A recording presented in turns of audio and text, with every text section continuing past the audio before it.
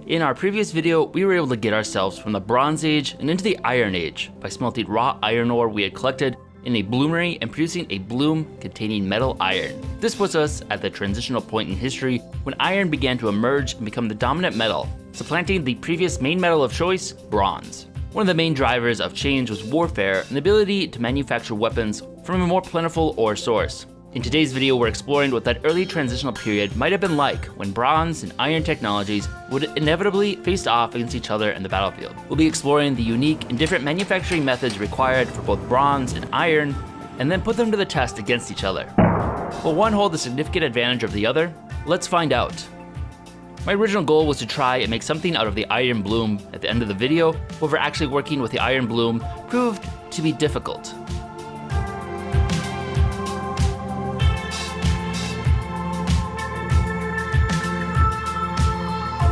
Only having a vague clue what I was doing, I enlisted some help from some more experienced blacksmiths to see if I could forge anything out of my iron. Hi, I'm Joe Marcello. I've been a professional sword maker, weapon maker, historical reproducer for the last 9 years. I have a lot of various passions. Most of them involve metalworking of various sorts. Happy to be here helping, making some how to make everything. I'm Adrian Noland. I'm a bladesmith, not quite as experienced as Joe, and I am super pumped to be here helping out making a sword. First up, a spark test to see what is in my bloom. So I guess we'll just go down the row and see how they spark. Anytime we got the sparks on there, it's showing where the carbon content is. So you've got a pretty low carbon bloom, but there's a little bit of steel kind of hidden in there. So I think once that's all consolidated, yeah, you'll have kind of a nice chunk of bloomery iron. The difference between iron and steel wasn't known until later in history, but both compounds are actually alloys of the elements of iron and carbon. The different percentages of carbon are what make a large difference to the properties of the metals, and are what separate wrought iron, steel, and cast iron. How are you telling the difference between the iron and the steel? This is a piece of wrought iron, and this is a piece of 1080. So the wrought has a little bit of carbon in it. This has 0.8% carbon. So iron gives you really kind of lazy, fat sparks. Steel, you get a little bit of more of a straw color that kind of sprays. None of this was quite to the high carbon steel level, but there's a couple little sparks in there that told me steel. The bloom looked to be much more on the iron side of things, so. But a couple interesting sparks in there. I'm debating if we want to start hacking some of these apart. Yeah, I'd say crush them up, see if you get some nice hard pieces. Any of the ones that have a lot of porosity too, to see if we can separate them. This looks like iron, right? Yeah, this isn't breaking at all. This chunk looks reasonably easy to just start flattening out. I'd place it right in on that block of stuff in there. Forge welding is weirdly easy. It's just everything else you need to do. Like you're managing a forge, you're watching the temperature. There's a lot involved, but the nature of the process is actually pretty simple. Get it hot, eventually it'll stick together when you hit it hard enough. And it's amazingly gentle. I love forge welding, like the initial welds, just lightly by hand. It's very cathartic. And then you break it to the trip hammer and beat the hell out of it. But until then, it's pretty nice. Gonna just very gently try to, oh.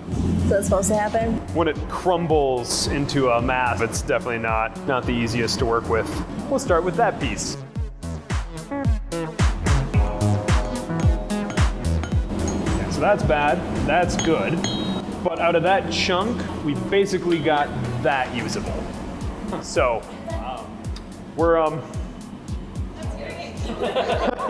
it's interesting because there's iron in there. It's like that, there we go, like that.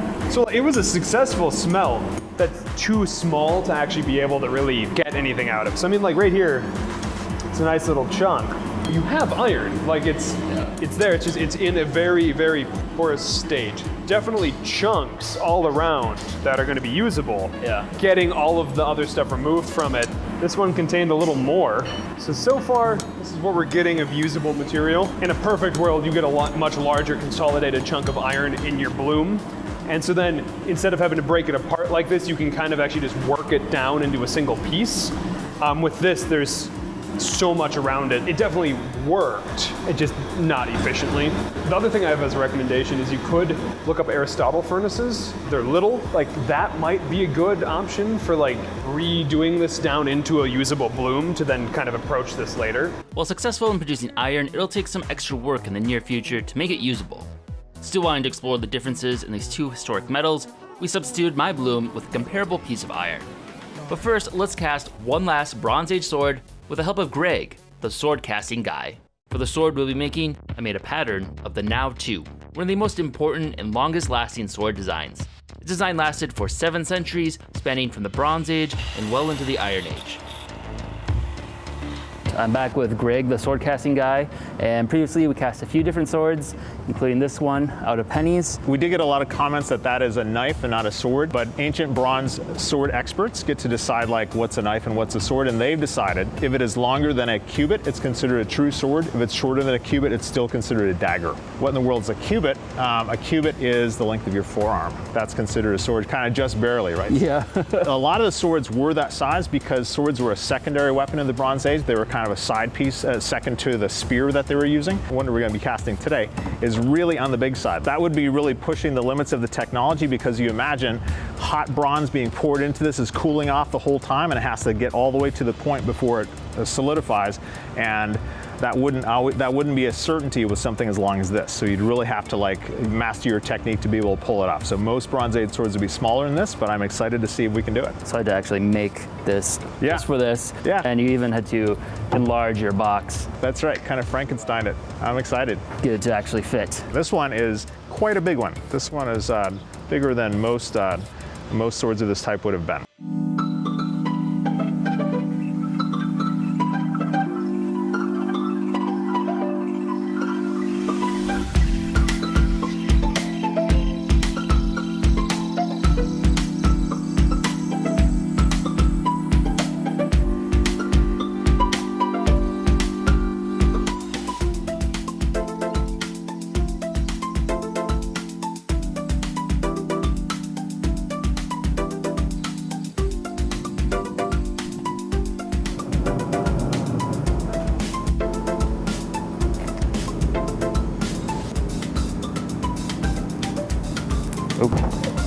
Hey, look at that. Oh my God, that looks great. Yeah. It's definitely a sword. Nice shape to it, and it is not like ridiculously heavy. Like for a sword that long, that's doable. That is doable. And you can kind of feel its flexibility a little bit. I mean, bronze is pretty pliable. So in a sword this long, you can imagine in battle, it's gonna get bent. Like that'll happen. You'll get some bending it. Now you can harden the edges, and you can also harden the middle of it. Kind of they bend them back and forth sometimes, and just like get some of the bending out of the way. Like a paperclip, it's harder to bend. Well, you're doing that with the sword too. Lastly, to grind and polish off the surface, and before getting too far, hammering the hell out of the edges in a process called work hardening, which can greatly increase the strength of the bronze.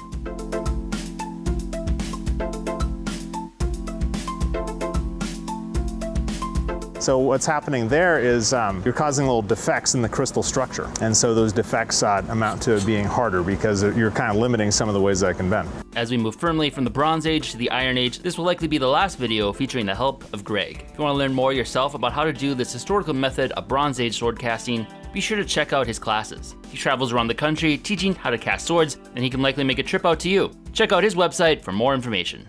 And so now we have our first sword made of cast bronze. Bronze was traditionally cast because the bronze alloy has a relatively low melting temperature that makes it feasible to fully melt and pour. Iron, however, has a much higher melting point, and reaching temperatures to cast iron was out of the reach for some time into the Iron Age. So in contrast to bronze, iron is forged by being repeatedly heated above its recrystallization temperature and manually shaped with a hammer into its desired form. This is similar to some extent to the process of cold working I previously explored with native copper. But instead of having to periodically anneal the metal by heating it to above its recrystallization temperature, the iron is just continuously worked well above that temperature. Forging oftentimes produces a stronger result than casting. Let's explore the process and forge the second sword. I will guide you with where I'm striking with my hammer to show you where I want it to be. Round robin. Reheat. Unfortunately, working on a tight production deadline, we opted to speed things up with the help of a modern trip hammer. It's amazing how quick that thing works. Elongate that out. that moment between heats where you actually get a chance to like kind of think things through. Yeah, I'm crazy. I wear shorts when I'm forging. I'm gonna get the length vaguely drawn out. Then we can work on flaring that out and necking that down. Just want to get it drawn down to something usable. But then I will do a little hand hammering just to kind of re-profile everything. Yeah, once we start pulling it back, work on those fins and the tang.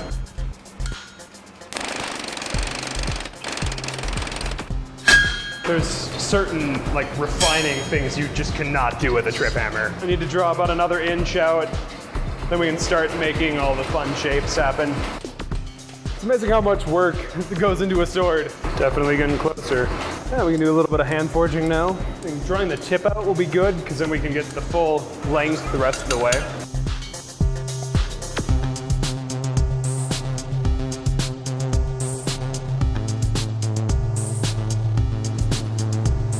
Next, hit a pass to help flatten out the blade.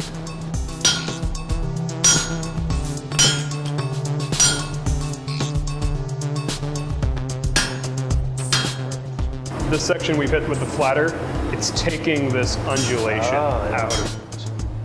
Yeah, it's a little chunky towards the tip still. Give me one strike right there. We're getting close. Only rule is don't hit me in the face. One strike there. One strike there.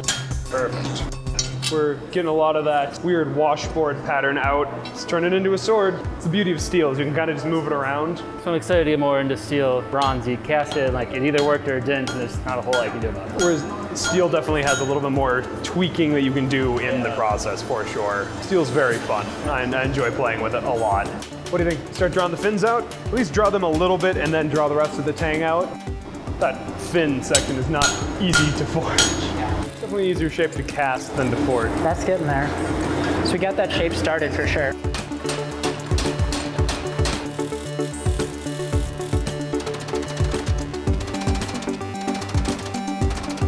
We will succeed on having made a sword today. So we got a little bit of a bend, but nothing too major. Probably from anvil height weirdness. It's just a tiny bit of twist. So right in this nice cherry red heat, we can take it and kind of bend it where we want. And that's about it. You can definitely see the similarities here. Yeah. The cross section is just a rectangle forged down. What we're gonna do is we're gonna take it and we're gonna convex each side into that shape rather than forging in our bevels and having a flat in the center. A convex edge is going to hold much better at lower content. It'll hold its edge longer, it'll stay a little sharper, which would have been done with files, but we have a belt grinder, and that's all there is to it.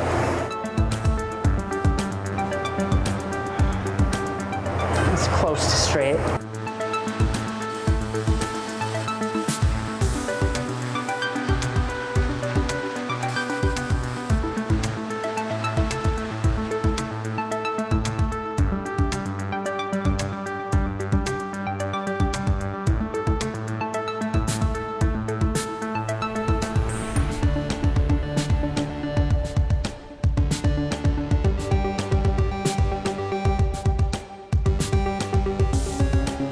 Kind of rough ground at this point. It's starting to feel like a sword. You can definitely feel that it has an edge now. I mean, that is unmistakably a sword.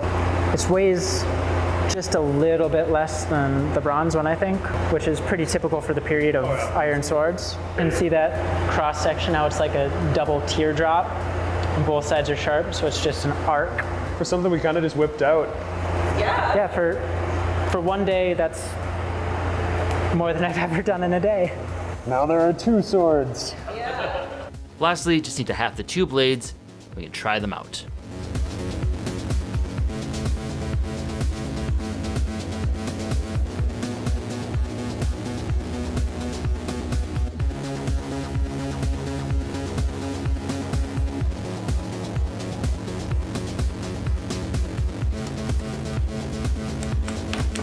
Thanks to Greg, we now have the last bronze sword we'll be making, in contrast to some of our other swords, such as the Mycenaean one we did, which is primarily for thrusting and stabbing, or the Khopesh, which is mostly for slashing. I kind of learned the hard way. They're not great at stabbing all the time. In contrast, the Now 2 is kind of a general purpose sword and is able to both stab and slash. That kind of allowed it to remain popular through the ages into the Iron Age, where they basically just replicated the castings. This one kind of dwarfs all the other ones.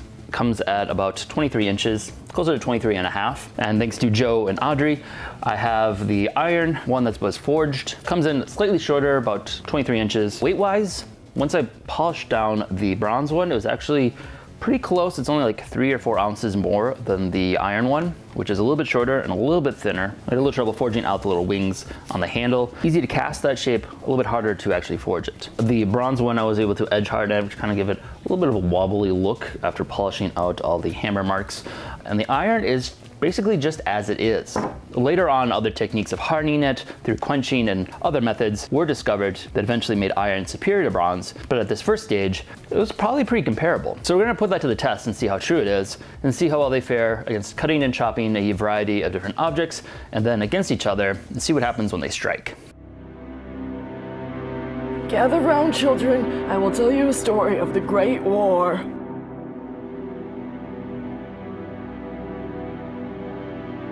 Many lives were lost that day. I saw my friend die. He got hit right in the melon. Rumor has it the same enemy has made a new weapon. So you guys gotta keep your eyes peeled. And if they come back, you have to avenge me.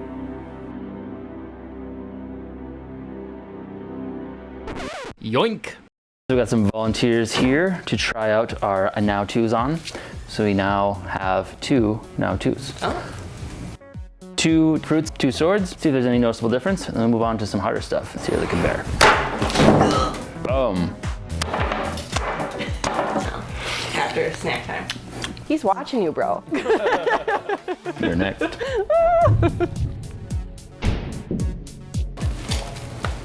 Ow. I got it in my cut. Oh, you got the other one.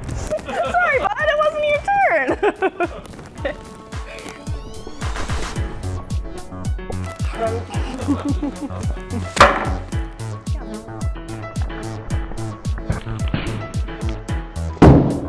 Yeah.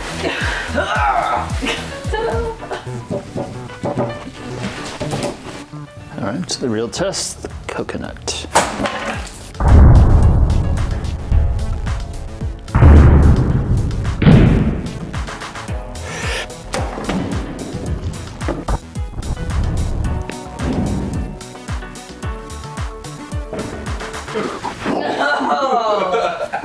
There he is. There's the cool guy. Wish you were this cool.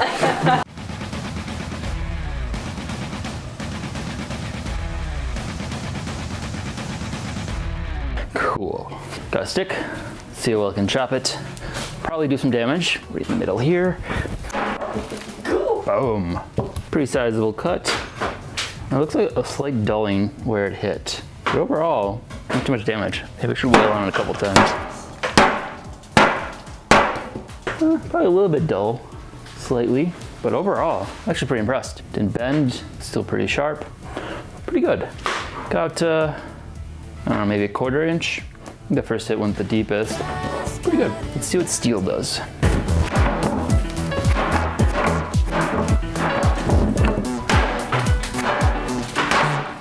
No noticeable damage. Definitely went a little bit deeper. Got a little bit more penetrating power. Cool. That was less destructive than I thought. Now we're gonna do probably the most realistic kind of trial for if someone with a bronze sword faced off against someone with an iron sword, and that's gonna be strikes on each other. Back when we did our video with Damon, he talked about with the Khopesh and such, he learned some Bronze Age fighting skills. He talked about how you don't really parry with bronze because it's gonna bend, it's gonna fold your edges and such. So you're gonna try and avoid it as much as possible, either by dodging or using a shield. And if you have to, you can use the flat side of it. We're gonna do a few experiments of trying to parry with the flat side against the blade, see how well that holds up. And then we'll do blade to blade and see how much damage that does. I have faith in Lauren that she's not gonna kill me. We'll see. Dang. I don't see a mark on here. Did it do anything to the blade? Oh yeah. Like a dull, flattened. Yeah. That's a decent amount of force. I'm impressed. I don't even see a mark in here. Oh, right there. There's a little bit of bronze that rubbed. Oh wow, yeah. Barely anything. So it didn't scratch the iron, but left pieces of bronze on it. Wow. So let's trade and try the other way around.